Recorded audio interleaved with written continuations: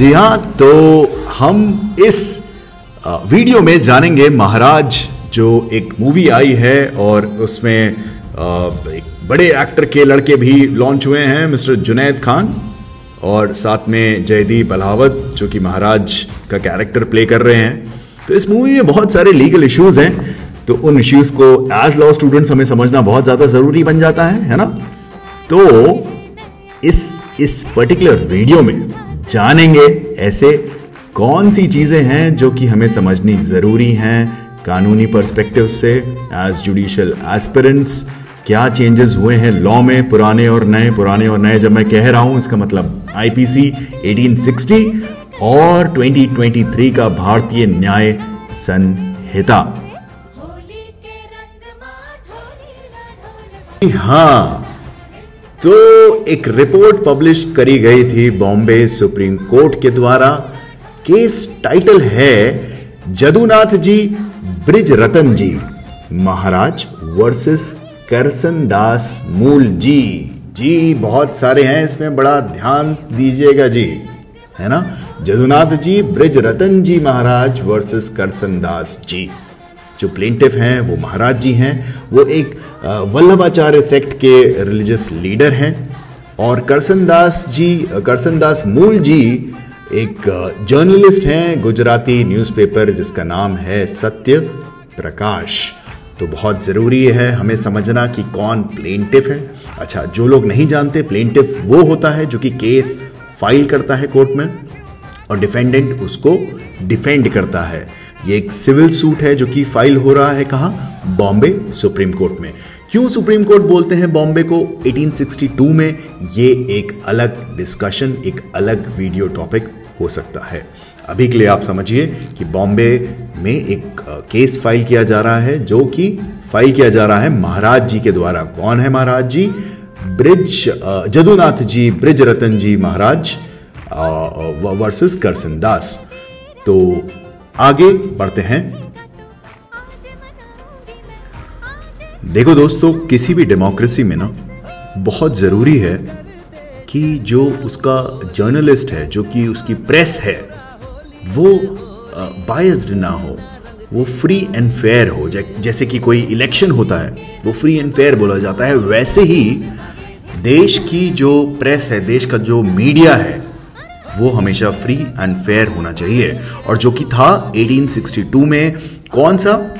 Satya Prakash newspaper, जो कि एक गुजराती न्यूज़पेपर था, उसमें करसन दास जी ने, एक जो कि एक इन्वेस्टिगेटिव जर्नलिस्ट थे, उन्होंने एक आर्टिकल पब्लिश किया। उसमें उन्होंने बोला कि महाराज जी under the garb of a particular religious practice he is abusing, he is committing sexual misconduct upon young girls. तो ये एलिगेशन था। This is the context. क्या कि एक आर्टिकल पब्लिश किया गया है, किसके द्वारा? करसन दास जी के द्वारा, जो कि एक बहुत ही सजग, एक्टिव एंड अनबायस्ड जर्नलिस्ट का रोल प्ले किया। उन्होंने 1860 एक रिफॉर्मिस्ट के तौर पे बाहर आए और समाज सुधार के लिए उन्होंने इस पे आवाज़ उठाई। आगे समझेंगे कि वो क्या रिलीजियस प्रैक्टिस थी जिसके गार्ब में महाराज जी पे ये एलिगेशन लगा कि इसके गार्ब में वो सेक्सुअल मिसकंडक्ट कमिट कर रहे हैं यंग गर्ल्स और औरतों पर। सो करसन दास जी ने जो आर्टिकल पब्लिश किया, उसमें उन्होंने लिखा कि महाराज जी चरण सेवा नाम की एक रिलीजियस प्रैक्टिस के गार्ब में सेक्सुअल मिसकंडक्ट कमिट करते हैं औरतों पर और यंग लड़कियों पर। सो इसके अगेंस्ट उन्होंने आवाज़ उठाई। उस आर्टिकल में ये इस बात का जिक्र किया, जिसकी वजह से महाराज लेवल सूट 1862 कोर्ट में आया। तो दोस्तों, महाराज जी ने जो प्लेंट फाइल किया, उसके रिप्लाई में सबसे पहले करसन दास जी ने एक डीमरर क्लेम लगाया। उन्होंने कहा कि this suit is not maintainable. तो डीमरर क्या है? Demurrer is an objection. So objection file किया गया डिफेंडेंट के द्वारा। उन्होंने कहा कि ये suit is not maintainable. Why? Because it is against the public policy. एक ऐसी कॉन्ट्रोवर्शियल एक्ट को आप जस्टिफाई नहीं कर सकते और उसके बेसिस पे आप डिफेमेशन सूट तो कतई नहीं फाइल कर सकते। So this suit is required to be dismissed. This was the special demerit claim of the defendant or an objection. It's in the nature of an objection which was filed by the defendant. Now इस case में arguments क्या थे? महाराज जी की तरफ से जो कि plaintiff है, उन्होंने कहा क्या? उन्होंने कहा कि जी मैं इस सोसाइटी का एक बहुत ही reputed spiritual leader, religious leader हूं, और इस व्यक्ति करसन दास ने अपने आर्टिकल में, गुजराती जो न्यूज़पेपर है उसमें उन्होंने पब्लिश किया कि मैं सेक्सुअल मिसकंडक्ट करता हूं, उसकी वजह से मेरे रेप्यूटेशन को क्षति पहुंची है और इसके लिए इसे सजा मिलनी चाहिए. This was the claim of mister Maharaj ji. Defendant ने क्या आर्ग्यू किया? डिफेंडेंट ने डिफेंसेस लिए. उन्होंने कहा कि ये चीज, the statements that I have made in my article in Satya Prakash are true, and such a practice which is known as charan seva is not required to be protected because it is against the public interest. So this was the arguments in the case. कि issues क्या हैं इस case में? देखो 1860 में, अच्छा आपने पढ़ा होगा हिस्ट्री में, आई थिंक 1857 की क्रांति हुई है. there was one revolt which was known as the revolt of 1857. सो उस टाइम की सोसाइटी का आप नेचर समझते हैं. उस टाइम में विडो रीमैरिज अलाउड नहीं थी. उसके लिए लोग रिफॉर्मिस्ट कई सारे काम कर रहे थे. ईश्वरचंद्र, विद्यासागर, दयानंद सरस्वती, बहुत सारे लोग रिफॉर्मिस्ट की तरह हमारे धर्म को, हमारे जो कल्चर था, सोसाइटी थी, उसको चेंज कर रहे थे, उसको पॉजिटिव डायरेक्शन में पुश कर रहे थे. सबके लिए बराबर राइट्स के लिए आर्ग्यू हो रहा था. So उस point of time में it was very difficult to understand and give a judgment on such a specific matter. So इस particular case में जहाँ पे on one hand there is the right of the press का publication का अधिकार, और वो भी जो कि which is something which is true, and on the other hand it is the reputation of a public figure जिसको लोग रेवर करते हैं, जिसको लोग रेस्पेक्ट करते हैं. So it was revolving around the balancing of these two interest, right of the press on one hand and also the reputation. Reputation क्या होता है? Reputation is how public look up to you in society. So कैसे लोग तुम्हें देखते हैं society में is known as the reputation. So individuals reputation and what is the right of the press, इसको कैसे बैलेंस करना है, that was a critical issue in this particular case.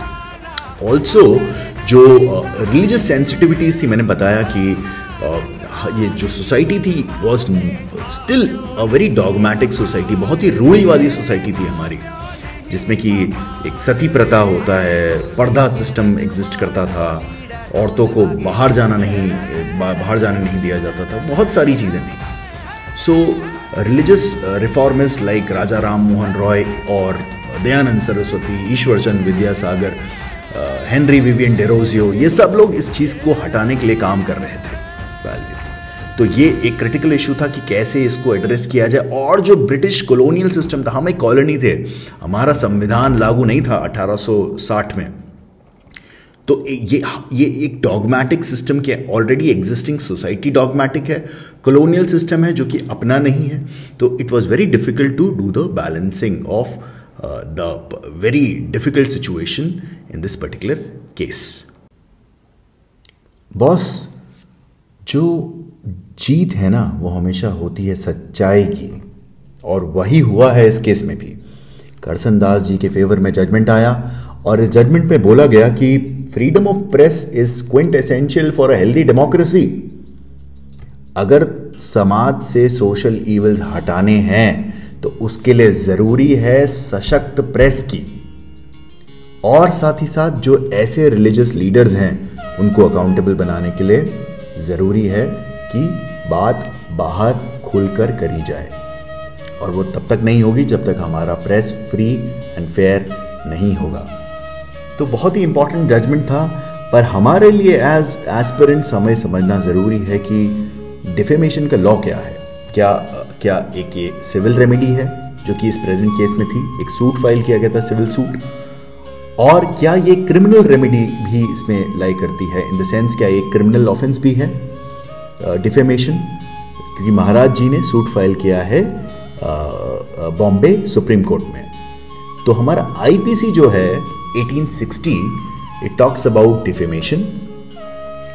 आगे और पढ़ेंगे कि भारतीय न्याय संहिता 2023 कौन से सेक्शन में डिफेमेशन को एड्रेस करती है और अभी क्या एक्सेप्शंस हैं, क्या चेंजेस आए हैं। केस की तो कहानी समझ गए हैं, पर अब समझते हैं कानून क्या है। डिफेमेशन जो कि एक सिविल रॉन्ग भी है, एक टॉर्ट भी है, और साथ ही साथ वो एक क्रिमिनल रेमेडी भी प्रोवाइड करता है। मतलब क्या है इसका, आप सिविल कोर्ट में भी सूट फाइल कर सकते हो और क्रिमिनल कोर्ट के भी दरवाजे खटखटा सकते हो और बोल सकते हो कि भाई मेरे पे डिफेमेशन का ऑफेंस हुआ है।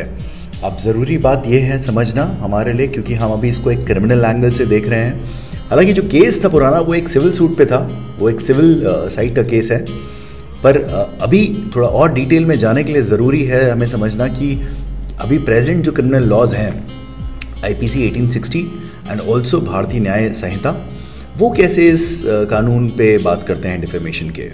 तो आगे वाली स्लाइड्स में बात करेंगे हम आईपीसी सेक्शन 499 एंड 500 की एंड ऑल्सो सेक्शन 356 ऑफ भारतीय न्याय संहिता की, कि कैसे लॉ बात करता है डिफेमेशन के बारे में। डिफेमेशन क्या है, कानून में जाने से पहले थोड़ा सा ब्रीफली और समझते हैं कि सिविल और क्रिमिनल जो रेमेडीज हैं उनमें क्या डिफरेंस है। सो डिफेमेशन क्या है, it's a false statement which injures the reputation of a person. So ऐसा कोई statement which is injuring or causing harm to the reputation of a person. Now we have a word reputation, समझते हैं उसको। हाँ, जैसा कि हम लोग पढ़ रहे थे कि डिफेमेशन एक फॉल्स स्टेटमेंट है जो कि इंजर करता है किसी की रेपुटेशन को, उसी थॉट में अब हम समझते हैं कि रेपुटेशन क्या है। रेपुटेशन को समझने का सबसे पहले इम्पॉर्टेंट उसका डेफिनेशन जो है, जो कि जनरल डेफिनेशन है, जो कि डिक्शनरी डेफिनेशन है, which is it's the general perception or opinion that people have about an individual or an organisation or any entity. Means कि एक जनरल परसेप्शन किसी भी आदमी के बारे में या किसी भी ऐसी body which has a distinct legal personality like an organisation और एन एंटिटी, उसका जनरल परसेप्शन सोसाइटी में क्या है, that is what is known as reputation. इसके कुछ की फैक्टर्स हैं, की एस्पेक्ट्स हैं। फर्स्ट ऑफ इज ट्रस्टवर्दीनेस, कितना उस ऑर्गेनाइजेशन या उस इंडिविजुअल में पीपल हैव ट्रस्ट, क्या क्रेडिबिलिटी है, उसका कैरेक्टर कैसा है, मॉरल एथिकल क्वालिटीज़ कैसी हैं, कैसी एट्रीब्यूट की जाती हैं उसको, पब्लिक इमेज क्या है उस पर्सन का या उस एंटिटी का, एंड कितना उसमें कंसिस्टेंसी है। So all these are the facets related to the term reputation. दोस्तों, डिफेमेशन के टाइप्स हम पहले भी सुन चुके हैं। एक लाइबल होता है जो कि महाराज के केस में था, महाराज ने एक लाइबल सूट फाइल किया था, मीन्स एक सिविल सूट फाइल किया था, और एक स्लैंडर। लाइबल मतलब क्योंकि आर्टिकल पब्लिश किया था, करसन दास ने लिखित आर्टिकल था, लिखकर पब्लिश किया गया था, लोगों ने पढ़ा था, उससे रेपुटेशन इंजर हुई थी महाराज जी की, तो वो एक लाइबल था, मीन्स वो लिखा हुआ था। Slander on the other hand is something which is spoken, which is not per se written down in physical form. ठीक है, तुम पैसा पैसा करते हो, पैसे पे तुम क्यों मरते हो। सिविल रेमेडी क्या है डिफेमेशन की? भाई पैसा, पैसा चाहिए, कॉम्पनसेशन चाहिए, और क्या करोगे? सिविल सूट फाइल करोगे। महाराज जी ने भी यही किया, पैसा चाहिए था उन्हें, तो उन्होंने सिविल सूट फाइल किया। पर क्या होगा, बर्डन ऑफ प्रूफ क्या होगा? तो ये बहुत इंपॉर्टेंट चीज़ है एज एस्पिरेंट्स हमें समझना कि सिविल केस में जो कि एक डिफेमेशन सूट हो सकता है, उसमें बर्डन ऑफ प्रूफ प्लेंटिफ पे होता है, और इसका जो पैरामीटर है जिस हिसाब से ये डिस्चार्ज किया जाता है उसको बोलते हैं प्रीपोंडरेंस ऑफ प्रोबेबिलिटी। सो ये सिविल सूट में होता है। सिविल केसेस में preponderance of probability is the considering factor which the court has in its mind when it is deciding a particular case. फिर कोर्ट उसके अकॉर्डिंग डैमेजेस या compensation जो भी होता है वो अवॉर्ड करता है। This is about civil remedy with regard to defamation. So दोनों रेमेडीज पैरेलली चल सकती हैं, सिविल भी और क्रिमिनल भी। अगले स्लाइड में समझेंगे what is criminal remedy for defamation. Criminal remedy क्या है? अगला सवाल बनता है कि criminal remedy for defamation is what? So criminal remedy है वो कि not just it is not just confined to defamation, it is applicable for any offense. So उस किसी भी offense का objective है क्या? सबसे पहले तो we have to punish the wrongdoer. We have to send him behind the bars. We have to punish him. Punishment can be of various categories: simple imprisonment, rigorous imprisonment, it can be death sentence, it can be just fine, it can be forfeiture of property. ठीक है, बहुत सारे तरीके हैं जिससे कि punishment कर सकते हैं. तो पहला तो ये है कि पनिश करना है. दूसरा एक है we have to create a deterrent effect in the society, कि हर कोई ऐरा गैरा चलता फिरता हमें या किसी और को कोई हमारे अगेंस्ट कोई ऑफेंस ना कमिट करे और इस स्पेसिफिक केस में हमें डिफेम ना करे. तो दो चीज़ें सिविल क्रिमिनल रेमेडी प्रोवाइड करती है. पहला कि पनिश करो और दूसरा एक डेटरेंट इफेक्ट क्रिएट करो. प्रोसेस क्या होगा? प्रोसेस वही होगा जो कि बाकी ऑफेंसेस के लिए होता है. प्रोसिक्यूशन जो स्टेट है वो फाइल करता है केस, प्रोसिक्यूट करता है अक्यूज पर्सन को bye filing of an FIR. FIR कोई भी कर सकता है, पुलिस ऑफिसर भी कर सकता है. And then the burden of proof is upon the prosecution. Now here the burden of proof is different from the criminal from the civil side. In civil side it was preponderance of probability, here it is beyond reasonable doubt. And finally outcome क्या होगा? Punishment होगी. Punishment मैं आपको बताया कुछ भी हो सकती है, फाइन भी हो सकता है या इम्प्रिजनमेंट हो सकता है. चलो अब सीधे आते हैं हम अपने कानून पे. क्या हमारा जो इंडियन पीनल कोड 1860 है कहता है डिफेमेशन पे, और क्या हमारा जो रीसेंट लॉ है विच इज भारतीय न्याय संहिता कहता है डिफेमेशन के बारे में. समझते हैं इसके बारे में. आ गया जी, आ गया. अब सेक्शन आ गया है. सेक्शन पढ़ते हैं वर्बैटिम. पहले हमें सेक्शन पढ़ना जरूरी है as aspirants. Whoever by words either spoken or intended to be read or by signs or by visual representations makes or publishes any imputation concerning any person intending to harm or knowing or having reason to believe that such imputation will harm the reputation of such person is said except in the cases hereinafter accepted to defame that person. So, सबसे पहली चीज़ें ज़रूरी हैं समझना कि Indian penal code दोनों ही type के defamation which is libel and also slander को इंक्लूड करता है. So whoever by words either spoken means slander or intended to be read means libel, or by signs or visible representation makes or publishes any imputation. Now imputation क्या है? Imputation कोई एक statement हो सकता है, कोई एक असर्शन हो सकता है, कोई एक सजेशन हो सकता है जो कि क्या करता है? Which is having an intention और नॉलेज और रीजन टू बिलीव. जब हम आईपीसी पढ़ते हैं, जब हम सब्सटैंटिव क्रिमिनल लॉ पढ़ते हैं, तो हम समझते हैं कि various kinds of mains Riya exist करते हैं. तो इस ऑफेंस में, the offence of defamation, mains Riya can be either intention, knowledge or reason to believe. Mens rea is the guilty mind. What is the state of mind of the accused person when he is making that particular defamatory statement, which can be spoken or published or written. So एक imputation है. And the last portion talks about the exceptions, except in the cases hereinafter accepted to defame that person. जब तक आगे दिए गए portion में उसका exception है अगर, तब वो एक ऑफेंस ऑफ डिफेमेशन नहीं बनेगा. Otherwise if by that assertion, by that imputation, that person has caused harm to the reputation of a particular person, then the person would be liable for the offense of defamation. समझते हैं आगे. कुछ explanations हैं, फिर exceptions हैं. तो 10 exceptions हैं और 4 explanations हैं.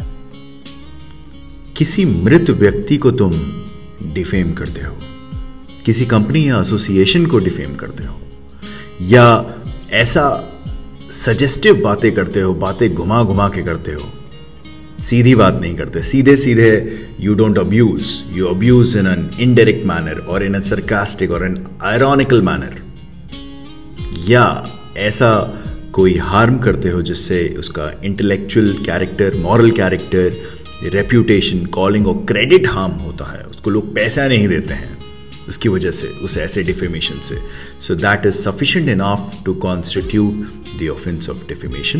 आई विल रिपीट अगेन, किसी मृत व्यक्ति, एनी डिसीज्ड पर्सन, और any imputation which injures the company or any association, or which is ironical, sarcastic, which is suggestive, and finally which this defamation or such imputation also includes which something which harms the reputation, moral or intellectual character, a person's caste, or the credit which he can receive. So all these things would be included in the definition of defamation. Illustration A. A says Z is an honest man. He never stole B's watch, intending to cause it to be believed that Z did steal B's watch. This is defamation unless it falls within one of the exceptions. Z बहुत ही honest आदमी है, उसने B की घड़ी थोड़ा ना चुराई है। हाँ, नहीं चुराई उसने, बहुत ऑनेस्ट है, बहुत ज्यादा ऑनेस्ट है, चोरी थोड़ा ना करता है बी की घड़ी की। ये हुआ क्या? ये है इलस्ट्रेशन ए। इलस्ट्रेशन बी देखते हैं। A is asked who stole B's watch. A points to Z, intending to cause it to be believed that Z stole B's watch. This is defamation unless it falls within one of the exceptions. अब A से पूछा गया कि किसने घड़ी चुराई, ये है, ऐसे पिन पॉइंट कर दिया इसने, ये दिस में amount to defamation unless it falls within one of the exception. Exceptions आगे हम देखेंगे। Z draws a picture of A draws a picture of Z running away with B's watch.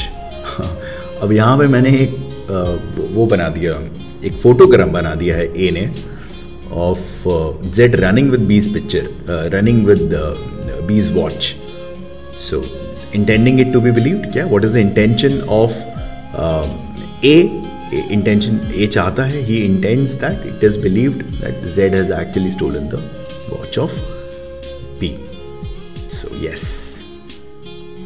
सुनो यारो डिफेमेशन की कहानी, अब शुरू हो रहे हैं एक्सेप्शंस। पहला एक्सेप्शंस है सच।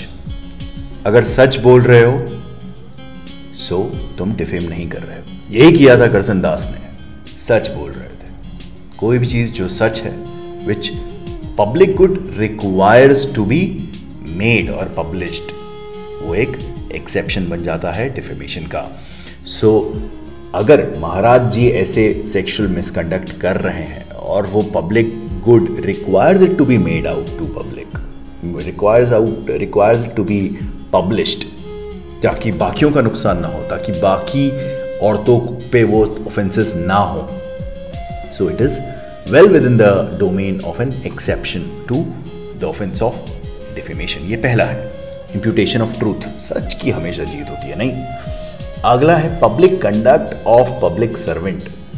तो पब्लिक सर्वेंट ऐसा कोई opinion in good faith on public servants conduct, वो भी it falls in the category of an exception. Public servant कौन होता है? Public servant as per section 21 of IPC, the older act. Tell me which is the new section, which is the section in the new act which talks about the definition of public servant.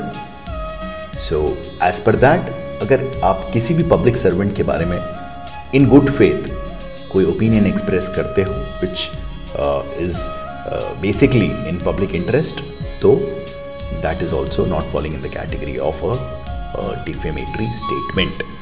Then conduct of any person touching any public question. So these are very much related.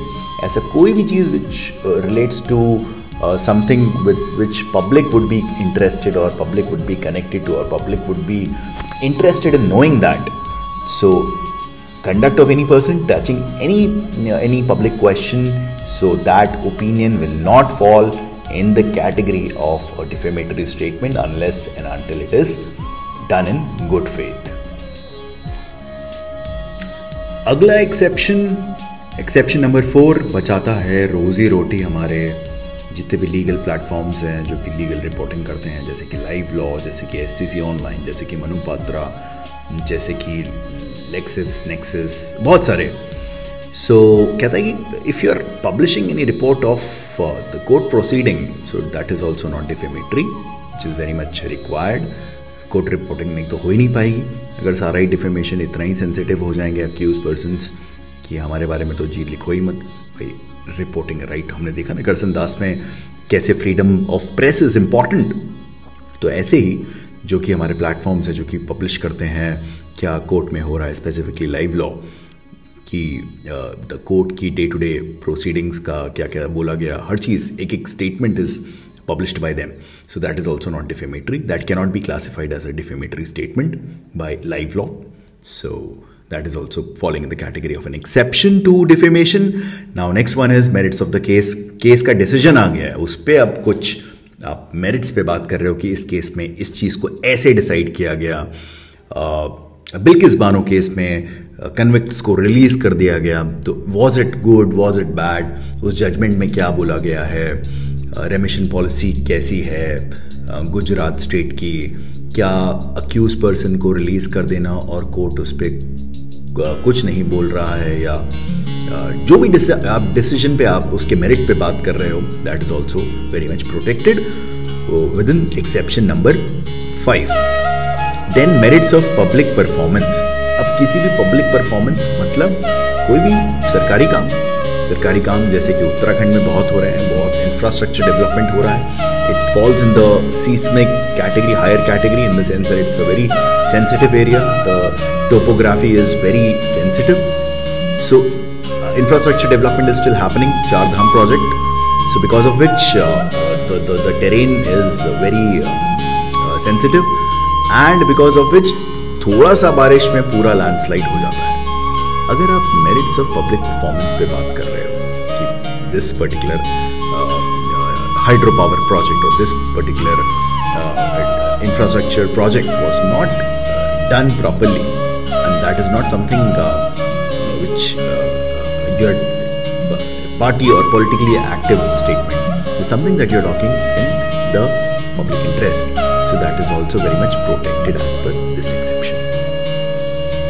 Exception 7 talks about censure passed in good faith by someone in authority.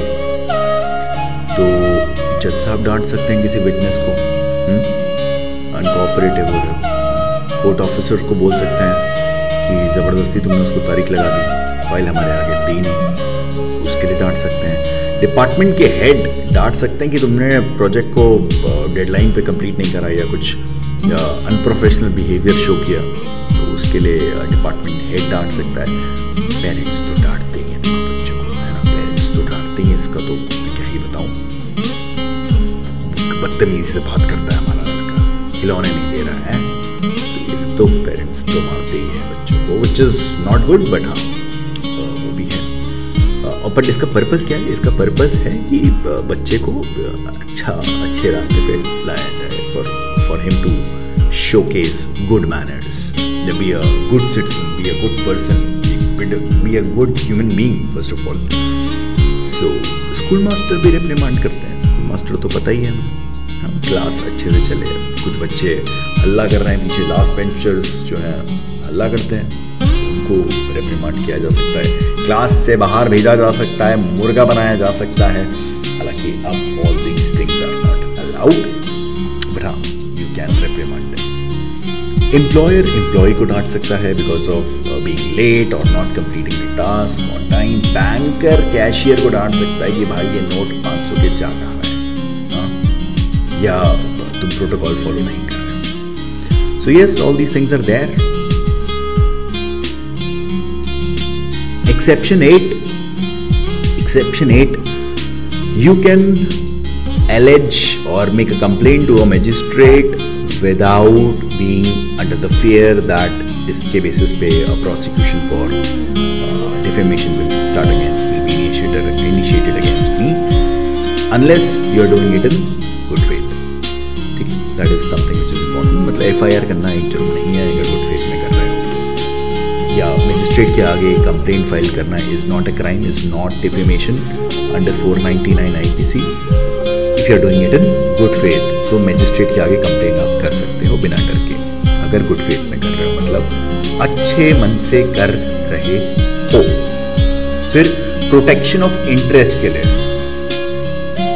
दुकानदार कह रहा है अपने दुकान में काम करने वाले एक सर्वेंट से कि देखो ये जो भाई साहब आते हैं ना काले जैकेट में, जो ये भाई साहब आते हैं हर दिन, तो ये पैसा तो देते नहीं है, तो एक काम करना, इन भाई साहब को, ये कंजड़ भाई साहब है, ये बहुत ही miser person, so don't give him goods on credit, ठीक है, ऐसा मत करना है, he is a person who will not pay. तो ऐसा मैं कर रहा हूँ अपना इंटरेस्ट प्रोटेक्ट करने के, मैं नहीं चाहता मेरे दुकान से राशन जाए और उसका पैसा भी मुझे ना मिले। So the statement that I am making to the employee in my shop will not amount to a defamatory statement against the person in the black jacket वाला person. Caution in good faith, वही same चीज़ मैं अपने दोस्त को कह रहा हूँ कि यार देखो तुम पार्टनरशिप तो करने जा रहे हो ये ब्लैक जैकेट वाले भाई साहब के साथ, कर संभल के बॉस, गुरु घंटाल आदमी है भाई, कुछ भी हो सकता है, पैसा लेकर भाग सकता है, ये मुझे पता है इसके बारे में।